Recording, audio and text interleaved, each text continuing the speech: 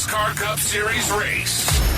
Here are your hosts, Kevin Batstone, NASCAR Sky, and Jeff Davis. Welcome back, race fans, to another great episode of Mash the Gas. I'm Jeff Davis. Joining me shortly, Mr. Kevin Batstone and NASCAR Sky coming up here in just a moment. But, hey, NASCAR Sky, who mashed the gas this weekend for the Ambetter Health 400 from Atlanta Motor Speedway? I went back and forth on this, but I think I'm going to give it to Carson Hocevar just because he did upset the field while mashing the gas. But, hey, he finished second, and that's something to be proud of.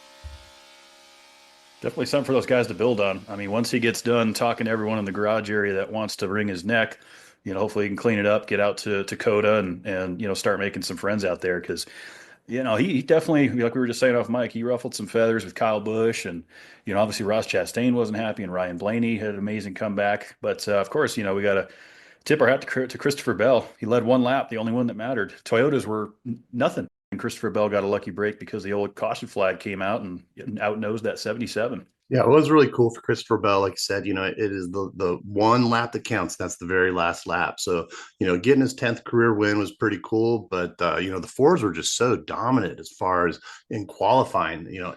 9 out of 10 cars were Fords in the top 10 for qualifying. They did have the fastest speed, but the handling just wasn't quite there because we saw quite the mixed group. The Chevys kind of came up for a while, a little bit. And then to see, the old 20 of Christopher Bell take it down, good for him. First win of the year. So, good to see a Toyota up and in there and winning. It was definitely surprising to see a Toyota at the end because the Fords were so strong. The speed that they had was unmatched. Ford has really figured it out on super speedways, the entire Ford camp. They've been pretty incredible.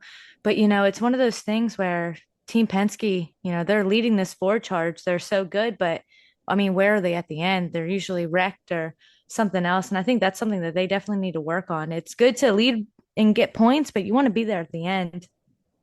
But yeah, big shout out to Christopher Bell. And he did good. Like you said, you led the only lap that matters at the end of the day. That's it. Doesn't matter how you win, as long as it doesn't matter if you win by an inch or a mile, winning's winning. And so those guys definitely have something to celebrate. And, I'll say this about super speedway racing. We were kind of trashing it last week. And fortunately, we don't have to see it now until the end of April at Talladega. But, Atlanta is really starting to come into its own style. I think that unlike Daytona and Talladega, these cars can really get a lot of single runs without depending on the 3 lanes, the energy of the outside. Obviously we see the bump drafting pretty significant. Hocevar, of course, doing that to Blaney there in turn 1. But you really see these cars get amazing runs. I saw Stenhouse do it numerous times. Kyle Busch did it. Obviously Blaney just driving through the field, a single car run. And we don't really see that at Daytona and Talladega. So I will say out of all of these super speedway style tracks, I think Atlanta so far has delivered kind of the best product. But I also agree with Denny Hamlin that we do need to take more drag out of these cars to make the product just a little bit better. But I'm optimistic we're headed in the right direction. Yeah, because, you take that spoiler down a little bit out here and we're going to have better passing. Obviously, Penske Motorsports definitely had the strength. I was stoked for Josh Berry. I was actually rooting for him quite a bit. He led 56 laps. So it kind of sucked to see him get taken out there at the end of the race. But, Wood Brothers, anytime seeing them up there, I think is pretty damn cool. They are a Penske affiliate. But as far as, Penske in general, Logano led 83 laps, Austin Cindric led 47, so those guys really kicked ass, just like last week. And I did say they wouldn't get 56 lead changes like we would see here in Atlanta, but there were 50 lead changes. So it still kind of surprised me a little bit. I think the record from last couple of years was about 48 lead changes. But, it was really cool to see him going back and forth there at the end of the race because it was really a clean race for that first stage. We didn't see a single caution. We saw a couple there in the second, and then the third, stage came out, and then it just turned into a typical speedway, kind of got into a shit show again. Yeah, I definitely feel like I was surprised at how clean it was. And the few, the cautions we did have seemed pretty contained. It wasn't, wiping the entire field out. But it was interesting to see the 2 back to back. There was the Chase Elliott and then the Chase, I think it was Chase Briscoe or I think he hit the 17 around, but they were very similar wrecks. And it was interesting to see that, but I'm glad that they stayed mainly clean. There wasn't, too much Larson at the end there. It's up for debate. A lot of people were upset about it. I was upset in the moment, but it's just kind of the product of the racing that we've seen the last few years. Denny touched on this in his podcast. It's not the same as it was back then. It's more, wiping out of the way and sliding up the track, doing what you can to get a win. So I can't fault Larson too much, I guess. Well, yeah, I mean, everyone's fighting for the same piece of real estate on the racetrack. It's final lap, you got to go for it. And then again, when the caution flag comes out for the wreck on the back straightaway, we let him run back to the line at Daytona. We knew William Byron pretty much had that thing sewed up, but here we're sitting there looking at the freeze frame. Okay, who had the nose? There's the caution lights. It's clear that the 20 had the advantage. We saw them do that in the duels with Austin Cindric over Eric Jones. We didn't see him do it at the Daytona 500. So I know, Sky, you and I were talking about this off mic a little bit. I mean, I just want to see it called one way or the other. I don't care if we're racing back to the line, great. If the field's frozen at the caution, great. But which one is it? Because I saw a lot of inconsistencies once again. Yeah, I was kind of surprised by that too. It's like, if you're going to let him run to the end, because I don't think anyone would have been in danger if they would have just let that run all the way to the end, which would have changed a little bit of the outcome of this race, most likely, as far as positioning and everything. But you're correct, Kevin. Get it consistent. If you're going to call it the caution, call it out, and the race is done, with that last lap. So NASCAR does need to get that straightened up. But, I know Larson, he actually did admit fault on that. He said, he thought that Cindric was going to get there a little bit quicker to pick him up on the exit of turn 2. And he said, yep, it was my fault. I saw the replay, but I'm sure it was my fault. So, at least he kind of took the onus on it. And, props to Kyle Larson for doing a good job and being a good guy on that. But it does kind of suck for Austin Cindric. Yeah, the whole caution thing at the end, and I've been thinking about this a lot, and especially the uproar on social media. And I'm starting to almost be convinced that this is what NASCAR wants in a way, because I mean, if you think about it, the last 2 weeks we've been talking about these cautions or these mishaps. I mean, they're getting a lot of attention from it. And, some people believe that any publicity, no matter good or bad, is good publicity. So I'm starting to wonder if it's just I don't know. It's hard to tell because you can go back and forth on. I mean, I think it's a case by case situation. If there's a really bad wreck in turn 1, you don't want to let them race all the way back to the line where there's still cars parked. And then as soon as they get past the line, now they're going right into the carnage of all these drivers that are very vulnerable. But I do feel like there's instances where you can, maybe they didn't wreck that bad, but it is such a tough thing. It's tough case by case, but I definitely feel like NASCAR hasn't been doing the best job and can 100% be better. Yeah, I'd like to see a lot of improvement on that, or at least just make, like I said, a firm statement on how we're going to call the end of these races. Because, if we'd run back to the start finish line there, it's Carson Hocevar might have won his first Cup Series race, or Kyle Larson might have got another one, or his first, plate style in this next gen car. So there's just a lot there. I mean, obviously, if you're Christopher Bell, you're jumping up and down, going, "Hey, I'll take it any which way I can get it." But to your point, it's a split-second decision. How bad is the wreck on the back straightaway? Are there cars that are going to be impacted that are still coming at full speed? Green flag on the back straightaway. We saw the same thing at Daytona, though. These guys are wrecking coming into turn 3. I don't see any harm letting these guys run back to the start-finish line, but there might be something to be said about that. Some smoke and mirrors and dog and pony show, trying to get the fans riled up and get people talking about it. Because, look, I haven't seen the ratings report yet, but NASCAR's ratings have been pretty good these past few weeks. I think Sky's correct as far as creating that controversy. That's exactly what they're doing. But I don't know if it's the right thing to do or the way to go about it. It's like, again, we always talk about the people or the casual watchers and want to see the excitement and the carnage and the wrecks and stuff like that. But, true fans really want to see some good racing. And, like I said a little bit earlier, I was really stoked for Josh Berry, doing as well as he did, staying up at the top pretty much all day. And then, Carson Hocevar, he started towards the end and did, I think he started around P33, somewhere right around there. And Christopher Bell started around P32. Carson Hocevar did a damn good job making his way up through the field. But then once it got towards the end, I think he just got a little bit too aggressive. He was just, bumper carring it a little bit. And, he did. He had quite a few conversations after the race, between talking to Ryan Blaney. He was talking to Ross Chastain. I think Chastain was even telling him, hey, you need to shape it up just a little bit because here's the shit I got into a couple of years ago and I had to kind of learn. And now he's kind of coming around a little bit. And I think that's just what it's going to take for Carson Hocevar is to get a little bit more experience under that belt, run a little bit more professionally. But it was great that he got a P2, best career finish, and probably the best he'll probably have for a little while. But I do think he needs to shape it up a little bit, in my opinion.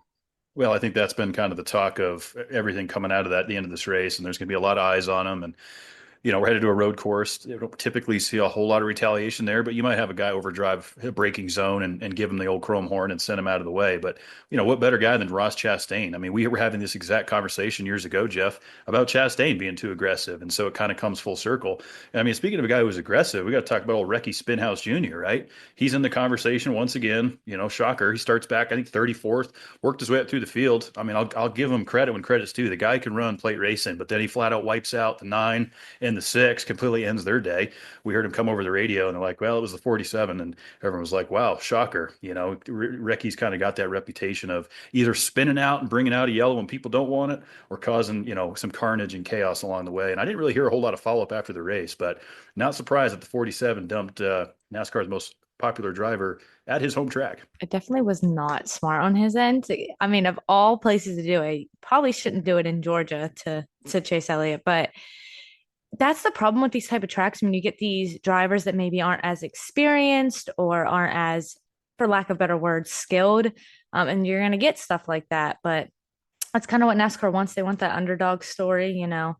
Some people would love to see him win, or like someone like Corey LaJoie, someone who maybe doesn't have a full-time ride or isn't always up front. NASCAR really likes those type of moments, and I think it all comes back to just ratings and views. And I don't know. At the end of the day, I think NASCAR kind of sees it. It doesn't matter if it's a casual person viewing or, a diehard NASCAR fan. I mean, both of our views are still worth the same at the end of the day. They're both just worth one. So I feel like NASCAR's just in this spot where they're like, we can keep riding on this viral moment high and get a lot of views that way. I mean, it's helping the sport for the time being, I suppose. Well, like you said, I mean, drama will always sell. We see it, all the time. We saw it last year when Stenhouse and Kyle Busch fought at North Wilkesboro. That's all we heard about for weeks. It's the drama. It's almost like, it turns into a little bit of the WWF out there at times. And, it's going to sell tickets. It's going to get viewership. It's going to get people talking about it and, onwards and upwards. But I think once again, the best manufacturer so far, these Fords, we saw the speed that they had in practice qualifying. Once again, great single car speed. I mean, look, it's been a Chevy and a Toyota so far in our first two races. So, I mean, does Ford struggle to find victory lane for a few more weeks? Does it continue to be the Chevys and the Toyota? I mean, we'll see, right? We're going to a road course. We're going to a mile in Phoenix, mile and a half in Vegas. So we're about to really, like we talked about last week, we're still not really there yet as far as getting a good grip on who's got the speed, who's fast. The cream's going to rise to the top as the season goes on. Does Hocevar remain in the conversation? Is Ricky Stenhouse going to be up there competing for top fives? We don't have a good judge of that yet, but I'm just curious to see, is Ford going to be able to keep this pace, with that dark horse Mustang body style? Are they going to keep that single car speed, or are we going to start to see the Chevys and Toyotas continue to break out? Well, I think they definitely have the speed. Like I said, I think the handling just wasn't as good as the Toyotas and the Chevys. So I think with the upcoming tracks that we've got coming up here, we're going to see a lot more of a mix instead of just a one dominant, manufacturer. I think we're going to see a lot more out of, the Gibbs and, the Hendrick Motorsports. Because, with, like we were talking about, NASCAR right now, they are just trying to kind of, in a way, create controversy. Everyone wants to see it, but yet they go out and they throw this rule out this year: any type of retaliation, and you could lose your playoff spots. So it's like, you want to cause you want that drama, you want that action. Well, you might want a little bit of that temper out there too. Like Kyle Busch's comments about effing wrecking the whole field. He didn't care. He wanted to effing wreck just left to right. Man, he was dropping that F-bomb left and right. But I'll tell you the thing that kind of pissed me off a little bit about this race. Now that it was on Straight Fox, I saw so many damned commercials. It was terrible. I seriously thought they were going to go side by side for the entire first stage. And I was even heard something on X, Twitter, where it said, this guy put out, every caution has been while on commercial. It never effing fails. And that's exactly correct. Almost every caution for the first half of that race ended on, or, happened during a side by side. And it was tough to even see it. So I know that, they want that money. They're getting the cash, and it comes, to split up. But I think there were just way too many damned commercials for this race. And again, I'm going to bitch about this because Kevin and I have been doing it for 2 years now. Fox is still not putting pit stop times on there. We want to see that. I know when we go to NBC, they always show pit stall times.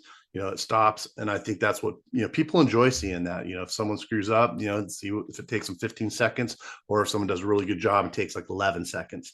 So a couple of things I kind of brought out of it. Yeah, I mean, I think, I like this max deal with the in-car cameras because you can follow your favorite driver, you can ride along, hear the audio. I like some of the things we're adding. Obviously, we watched qualifying and practice on Prime for the first time this year, and I found out pretty quickly that was the Fox team just doing it on Prime, kind of like we saw CW sister with NBC. Whereas the Prime crew that's going to come in for the Coca-Cola 600 will be Dale Jr., Steve Letarte, and those guys. So I found that to be interesting with that, extra coverage. I like the in-car streams, but yeah, the Fox. I'll be curious to see when we get over to FS1 here in 2 weeks, Jeff, if that side by side, lots of commercials will still run. Was it because we're on, the same network that runs the Super Bowl, that's going to have IndyCar? Are they just trying to capture on that national market? Because we know once we go to FS1, you're going to lose a huge amount of viewership. But yeah, you're right. I mean, it's better to have seen it than not see it at all. But I mean, I don't know how many times I was texting you, Jeff. I'm like, oh, yeah, another caution. Ty Dillon's on the back straightaway doing burnouts while we're on commercial. Yeah, I kind of laughed my ass off on that because once that right rear tire of his blew out, he just couldn't get it moving. And I know, he didn't want to get, towed off and into the garage. He wanted to stay in there and drive it back so they could work on it on pit road and not have to go into the garages and stuff. But yeah, it's too bad that, like I said, every caution seemed to be under that side by side and under commercials. But I guess that's just the way it goes, and that's what Fox is going to do. We'll see how it goes around next week. But, one of the things I want to go back to as far as the racing itself, Joey Logano putting up that qualifying lap of 30 seconds, 30.892 was just amazing. I mean, here at Atlanta, it's pretty badass that these guys can run 29 to 30-second laps. And, one of the reasons I actually put Josh Berry into my lineup is because he has the track record as far as qualifying. He did it in like 29. Let's see here, 29.8 seconds, I believe it was. And, with Atlanta in their turns, they got 28% banking on all turns, 1, 2, 3, and 4, and they've only got 5% on their straightaways. So interesting track. It's fun to race. I thought it was another pretty damn good, exciting race. Lots of drama. We'll have to see what happens next week at COTA. And, now that we're going to be going to road racing, we're going to be looking at a lot of different drivers, I have a feeling, guys. Yeah, I mean, for sure. And I think one thing that I've noticed too with this new DVP policy, I'm curious to get your guys' thoughts on this. We obviously saw Ty Dillon so aggressively trying to drive it back to pit road. We've seen a bunch of guys, try to make it back to pit road. We talked about this last year, Jeff, when Blaney was very vocal about getting a tow back and then you're done for the day. But now, I mean, you're almost guaranteed if you have to get a hook, if they put you on the hook, take you back to the area where you can work on the car, it's mandatory for you to go out and make minimum speed. There was confusion on that with Kyle Busch during Daytona. That's the rule now. The problem with that is when you go behind the wall, if you're simply just trying to change 4 tires, you're going to lose some time to the leaders. I mean, you're going to go down a few laps. And that, I think that's kind of an issue. I mean, I don't see why we can't just give these guys a tow back to their pit box, why they got to go into the garage area. They can work on it. They can make the repairs there. But if they go back out and don't make minimum speed, they're done for the day. Yeah, I definitely feel like they should get the option, like if you needed to tow back to the garage or the pit stop, especially because it's not their fault that, the cars are so low that once they have a flat tire, they're just not moving. I definitely feel like it should be offered, and I agree. I think NASCAR should look into changing that up a little bit. Yeah, absolutely. I mean, when you got to just, change a couple tires out and put some Bear Bond on some fenders or something like that, there's no need to take them back to the garage. And, it was Blaney that I thought that was really cool that he brought that up, last year. And it was like, hey, it's not my fault that they told me in the back just because there were so many damn cars out there that had wrecked. I could have gone on pit road, got right back on the race. So, they need to get a little more clarification on that. And like you said, Sky, I think they should say, hey, all right, we have enough damage where we need to take you to the garage, or can we get you fixed on pit road? Yeah, no, I agree 100% there. They need to clean it up, tighten it up a little bit. Once we get into COTA and we get into Phoenix and we see some of these other tracks play out, we'll see how much different that is from these super speedways. But all in all, I think, Atlanta provided a much better show than I was expecting. I kind of set the bar pretty low. Thought it was a great weekend overall. I mean, you go back to the truck race there. Shout out to Kyle Busch getting his 67th NASCAR Craftsman Truck Series win. That was an exciting race where he just barely edged out Stuart Friesen. And of course, Austin Hill just continuing to dominate on super speedways in the NASCAR Xfinity Series. Gets another one at Atlanta. I mean, he just runs that place and just absolutely dominant over there. So kudos to those guys. And then obviously Christopher Bell, our 3 winners.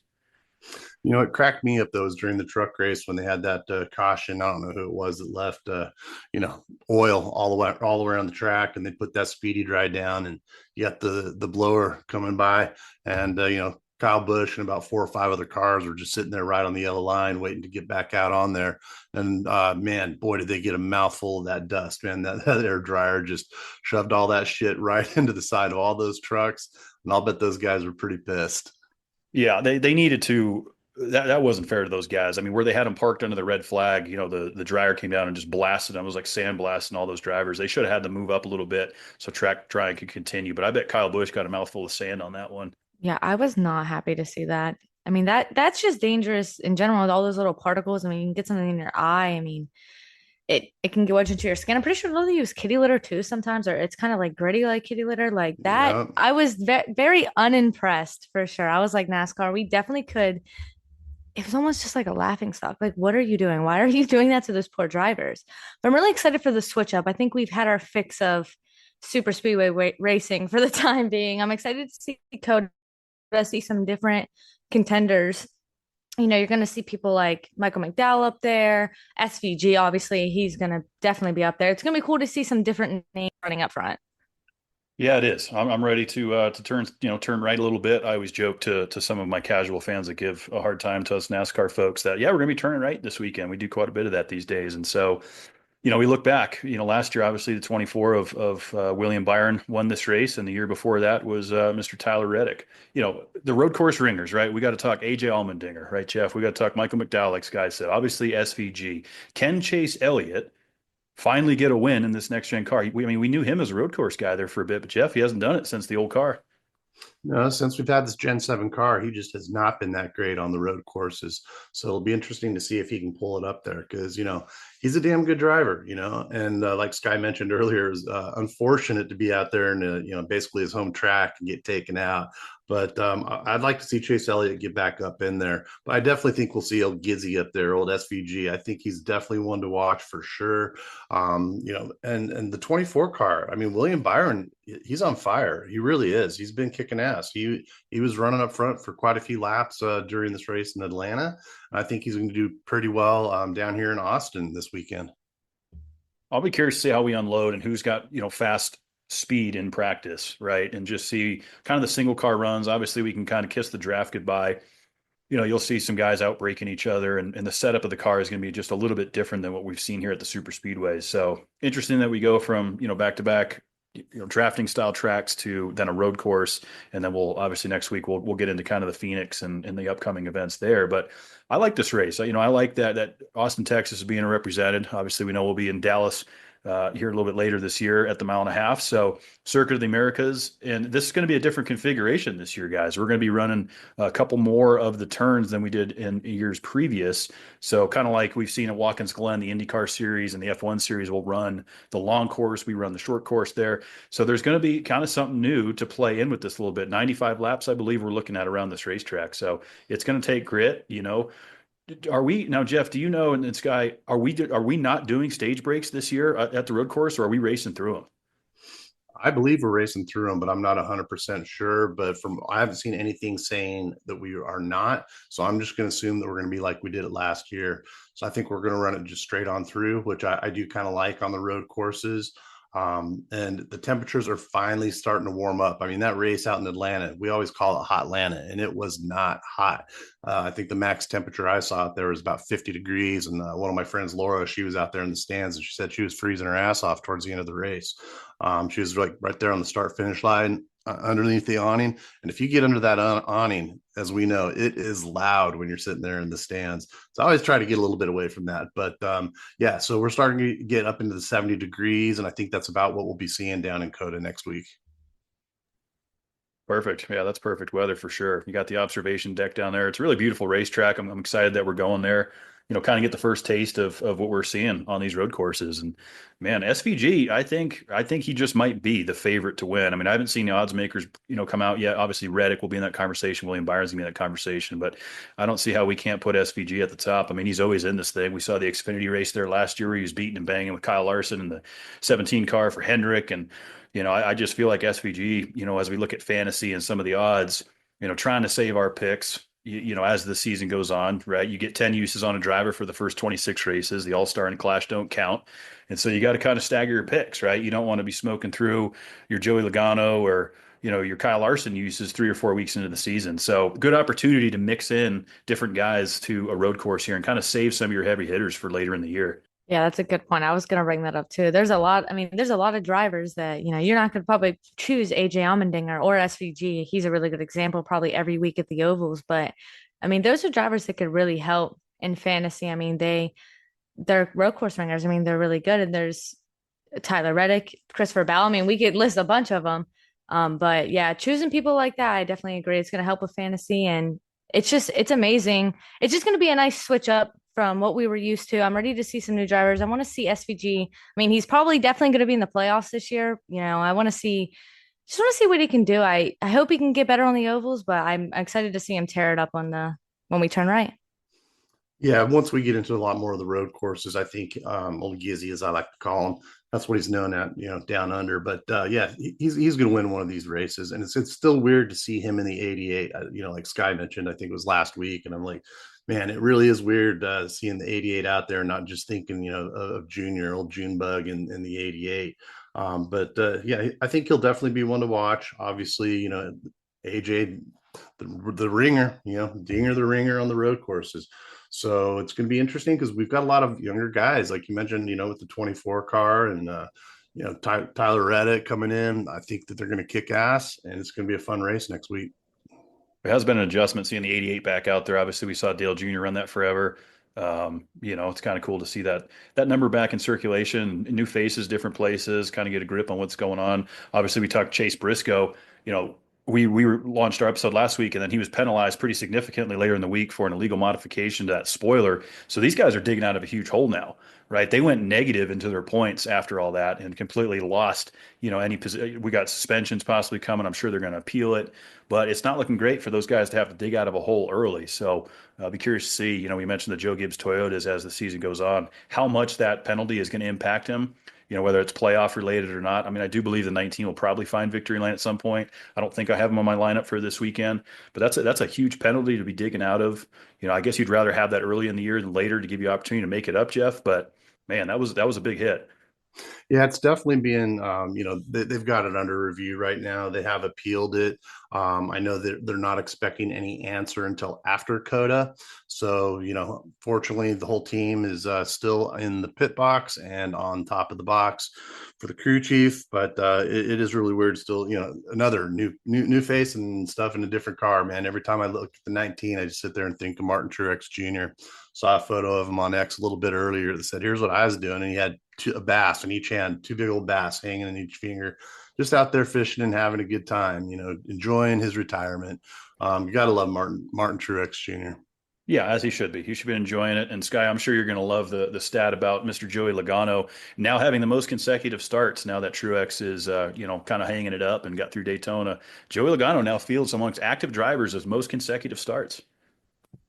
That's pretty crazy. But it's even crazier that he's only I don't even know if he's even 35 yet. He might be just 35. So, I mean, he's still got a few years left in him too, which is pretty crazy to think about because there's going to be a lot more starts. Yeah, Joey's probably got at least another 7-8 years in him. I mean, I know Denny Hamlin was kind of talking about father time and when he's going to hang it up. And Denny made it sound real simple. He goes, when I'm ready, I'll know. He says, I still feel like I'm in my prime, because we saw this with Truex. We see it when drivers start getting up there. When you retire? When you retire? And Denny's just trying to go out there and win races. And that's what all these guys are going to do until, they're not competing at a top level anymore. Yeah, exactly. I mean, I saw some, Jeff Gordon, like you're talking about a minute ago, started his record. He had 797 consecutive starts between, November of 92 and November of 2015. And, that's because Martin Truex Jr. had to skip Atlanta So you're right. Joey Logano right now with 578 consecutive starts. For him to be able to break Jeff Gordon's record would mean he would need to stay in the sport until 2031. And that's if he continues to go interrupted without missing any races at all. That's doable, though. That puts him right at 41 years old. I think it's going to happen. I think he's going to break the record. It'd be pretty cool to see him break it. I think he still holds the record for being the youngest driver. Am I wrong on that? I think he's still the youngest. Youngest Cup winner. Yeah, I think it comes down to a Yeah, matter of days, too. Like it's it within does. days. It is really close. I don't know who's second, but I know it is pretty close.